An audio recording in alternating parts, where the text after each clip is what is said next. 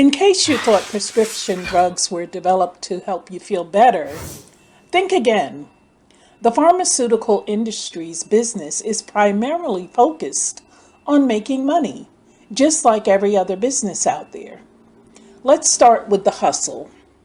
Now, the name of a drug is a crucial part of its marketing. The antidepressant Prozac, for example, is meant to sound very scientific, while the drug 𝑫𝑐𝑪𝑚 is targeted at women and it sounds distinctly feminine.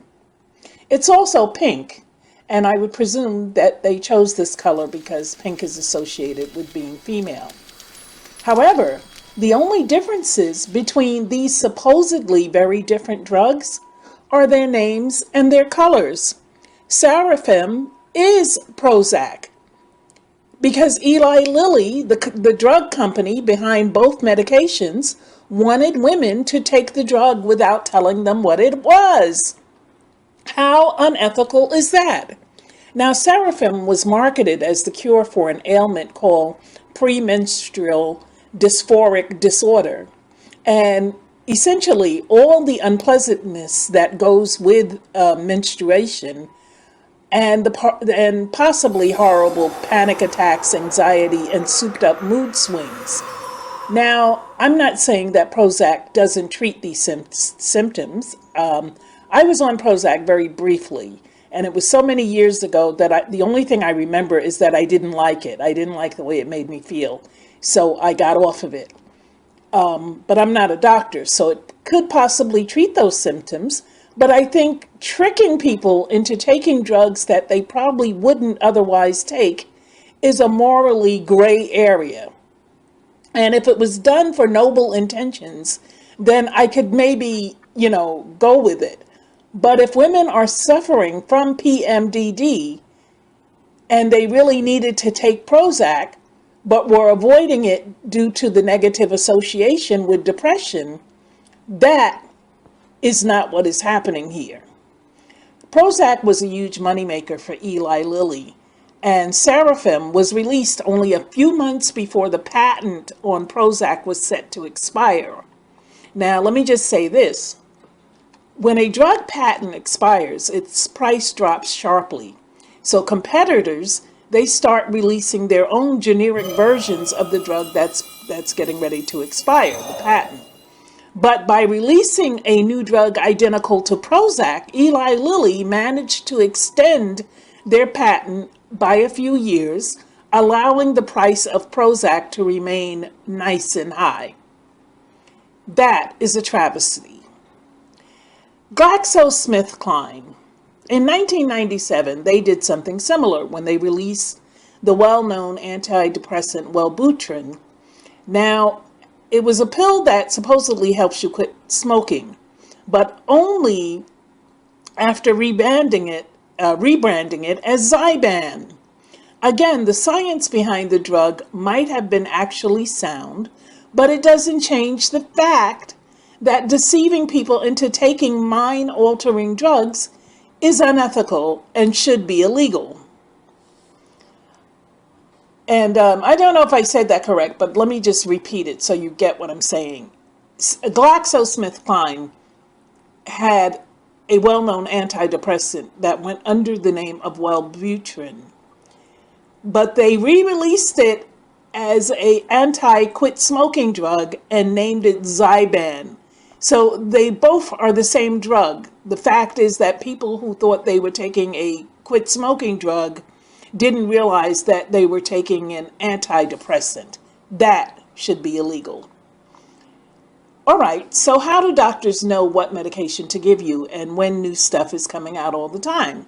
Well, for starters, they read the medical journals, which are full of studies telling them what's working and what's maybe not working. Unfortunately, pharmaceutical companies know this.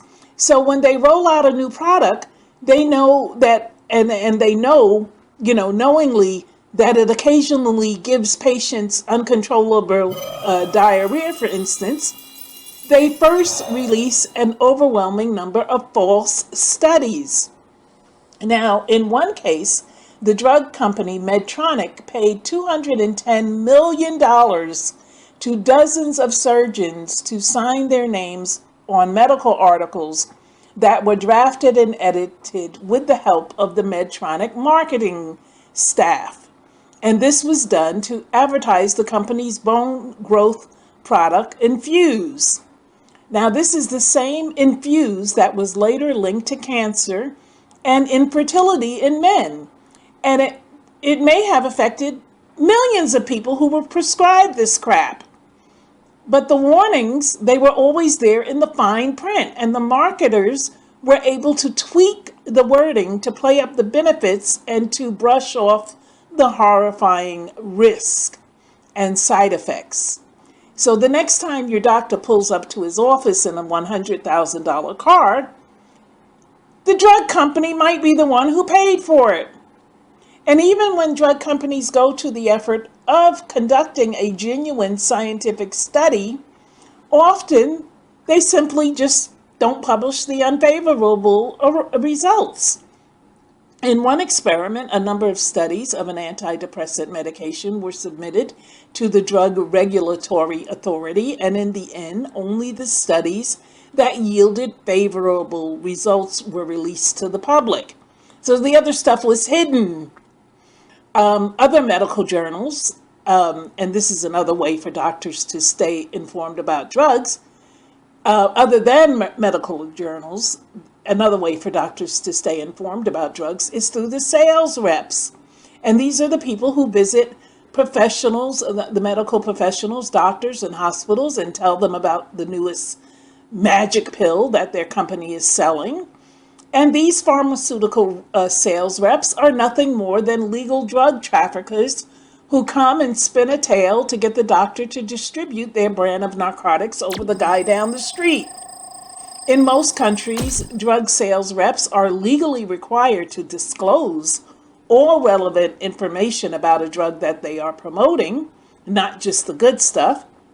But in the US, Canada, and France, it's been found that they only mention serious drug risks 6% of the time because they're in sales. Their goal isn't to inform you about the hazards. Their goal is to get the doctor to sign on the dotted line. And your doctor is just as susceptible to slick talk and game as anybody else. So what's the risk here? Okay, for starters, more than half of the drugs whose downsides aren't mentioned carry the most severe warning that can be issued, and that is the may cause death warning. And I need to go into the potential as a matter of fact, need to go into the potential side effects that do not cause death. Now, this brings to mind a joke by a friend of mine, Cat Williams, who told one time in his stand-up routine that the side effects are worse sometimes than the disease that the medication is supposed to cure. And part of this problem is that hospitals may be seeing over a dozen sales reps a day. So the doctors want to listen just long enough to get the merchandise and the free samples, but not a minute longer than they have to. This leads to super condensed sales pitches, and something's going to get left out. If it's going to get left out, it's going to be the downsides. They're going to promote all the good stuff because they've only got a few minutes before the doctor has to go on and do what he's there to do, which is to take care of the patients. But a far larger part of the problem is that despite the law being very clear on these points, there is practically no enforcement of it whatsoever. Because when the sales reps show up, most of the times they don't have an appointment, and there's no government agency or legal medical authority to oversee exactly what they're doing and what they're saying. So they can say anything. And it doesn't help that you have the drug companies spending billions of dollars on television ads telling patients to ask their doctors for particular drugs. The other thing is you can't even read a product label nowadays without discovering that it's been endorsed by the American Society of whatever crap, recommended by the National Center for Stuff, or enjoyed by the International Institute of Things. As it turns out, most of these groups are pharmaceutical industry shills. They're hustlers. They recommend the medication based not on rigorous research, but rather on the name that's written on the check. So, for instance, take the American Acne and Rosacea Society, for example. It's a theoretically impartial organization that's funded almost entirely by manufacturers of the acne medication Galderma, and I hope I'm saying that right, which has 13 of the 15 American Association of the American Acne and Rosacea Society experts on its payroll. So whenever AARS recommends treatment for acne, it's no surprise that they're going to go with the Galderma's $2,500 a year plan instead of the equally effective $120 a year generic alternative. Now, according to a study from the journal Sentinel, among 20 clinical guidelines for the top-selling drugs in the U.S., and this is including Nexium, Lipitor, and OxyContin, 16 were drafted by doctors with clear ties to the drug companies. One case in point is GlaxoSmithKline's asthma medication, Advair, became America's 5th best-selling drug of 2011, thanks to a recommendation by the National Heart, Lung, and Blood Institute. And this probably came about because 12 of the Institute's 18 panel members were also on GlaxoSmithKline's payroll. It's one thing when a bunch of professionals basically tell you to brush your teeth with dog food because they're sponsored by Purina, but it's a whole other thing when they recommend something that can actually kill you. Now, GlaxoSmithKline is currently under investigation for dishing out about $500 million in bribes to Chinese doctors, government officials, hospital administrators, and anyone else who happened to be standing around the bribe water fountain. The payouts were meant to secure the company would get a bigger market share in that country by assumingly getting the government to crack down on bootleg GlaxoSmithKline knockoffs that had been flooding China. So, you know, China is not, they're like the kings of bootlegging. Between China and Africa, you can pretty much get anything bootlegged. Pfizer, on the other hand, was caught bribing medical professionals in Bulgaria, Croatia, the Czech Republic, Italy, Kazakhstan, Russia, China, and Serbia to get them to prescribe more of the company's drugs. They quickly admitted their guilt, however, and agreed to pay $60 million in fines, which is a drop in the bucket for them. Okay, so what did they get for their bribes? Well, it involves straight up paying doctors and hospitals to prescribe their drugs instead of their competitors.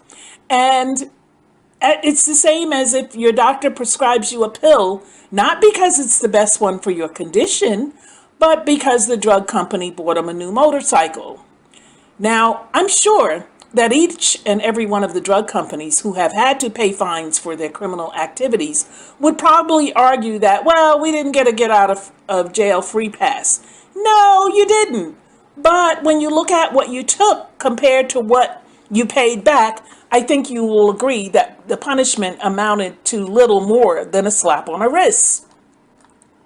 Okay, I'm going to give you my little short list of the drug dealers from Hell Awards. Now, the first prize goes to crime boss Baxter Pharmaceuticals. You may remember that last, I believe it was a year or so ago, at the height of the so-called flu epidemic, Baxter mistakenly mixed the lethal live biological weapon virus H5N1 with seasonal flu and then sent it to labs around Europe. The potential disaster could have meant worldwide devastation had it not been for the fact that the Czech Republic tested the vaccine before distributing it and found out that it was a deadly cocktail. Now, oh my goodness, I can't even imagine. but from the dozens of recalls of products that caused deaths and injuries to at least 11 different guilty pleas to fraud and illegal sales activity, to more than 200 lawsuits, and many of these stemming from selling AIDS-tainted blood to hemophiliacs, to more than $1.3 billion in criminal fines and civil penalties. Baxter, over the years, has racked up more bad drug dealer nominations that make Tony Montana look like an angel. Okay, they are the worst of the worst. The first runner-up is the Johnson & Johnson cartel, who's almost as bad as Baxter. Now, you probably don't need to be reminded of all the recalls that Johnson & Johnson has had over the years with its pain products, and specifically Motrin, Tylenol, fentanyl, those painkiller patches, and the fact that Johnson & Johnson has paid out over $1 billion in the last few years in fines, judgments, and, you know, it goes on and on. You probably don't even realize that in last year, in January, the U.S. Department of Justice accused Johnson & Johnson of paying tens of millions of dollars in kickbacks to Omnicare, Inc. to buy and recommend Johnson & Johnson drugs. I also have a special award, the Roche Cockroach Award. Last March, Roche Pharmaceuticals suspended a clinical trial for a rheumatoid arthritis and lupus drug after serious infections, some of them fatal, were reported with it.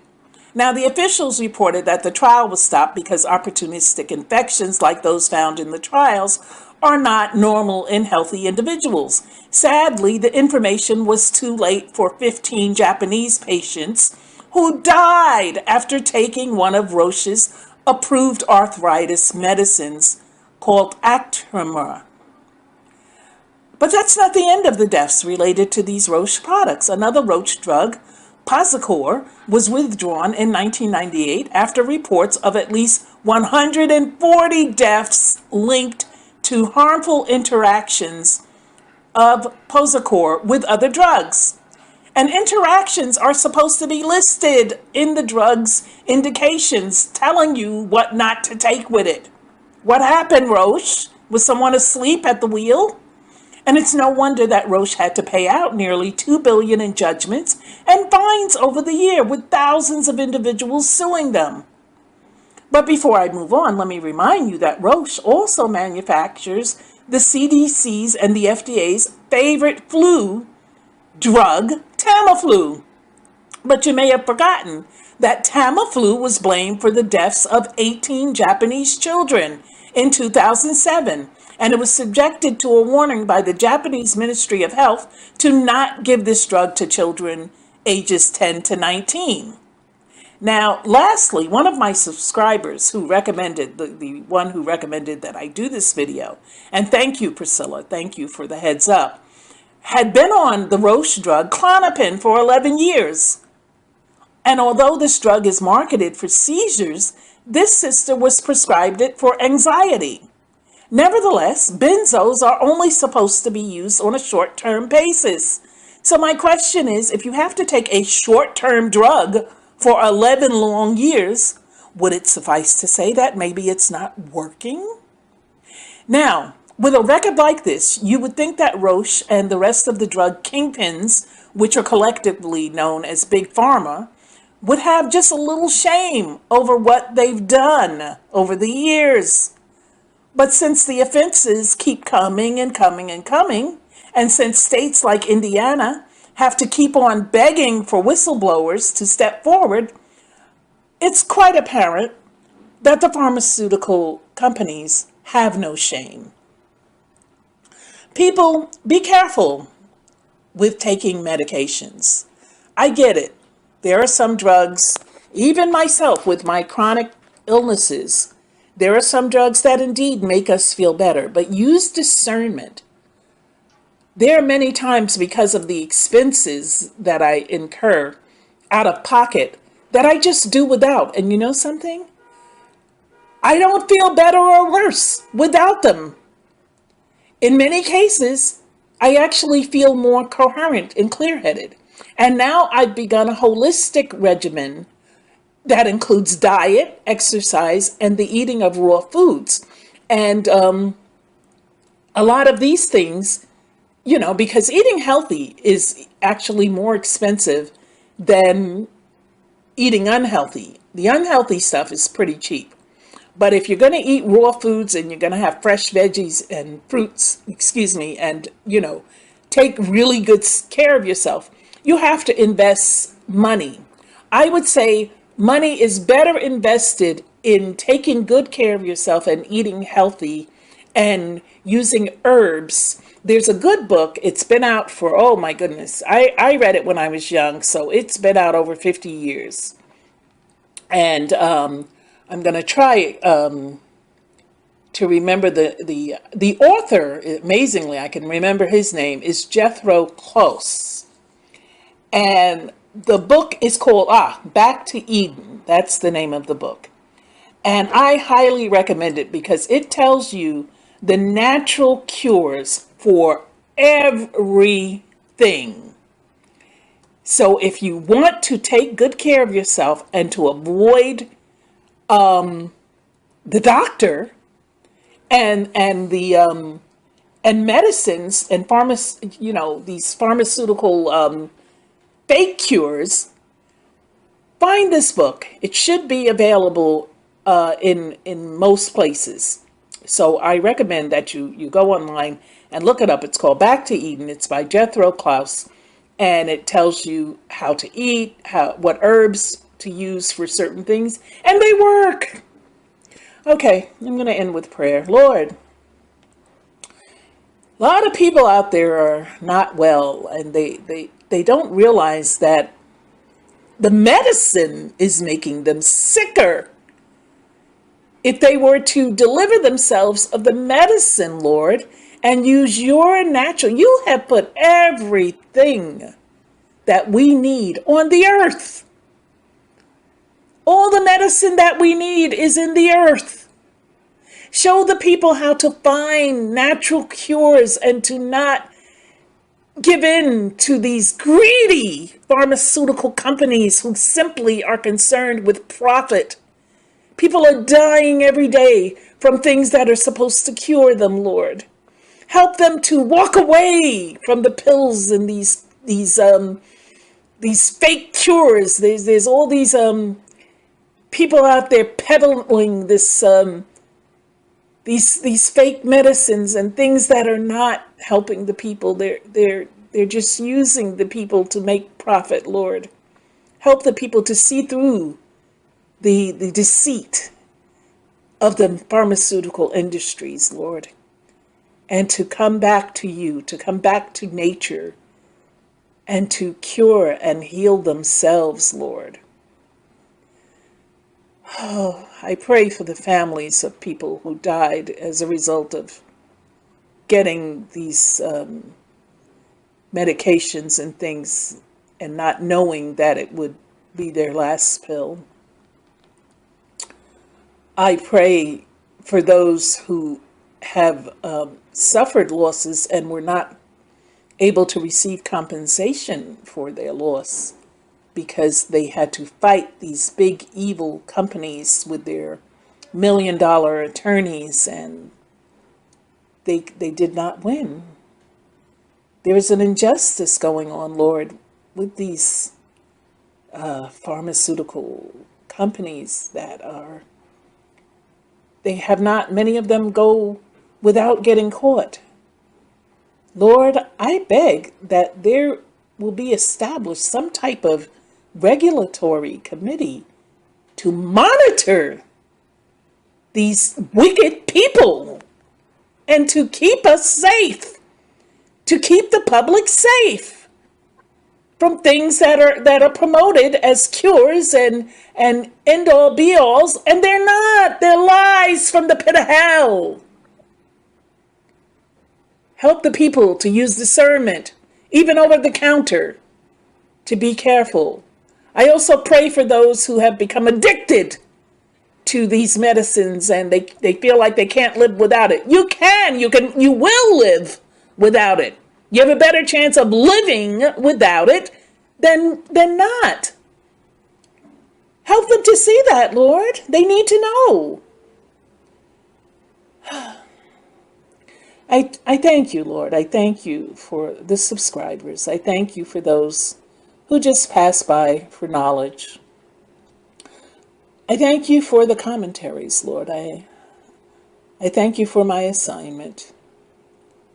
In Jesus' mighty name.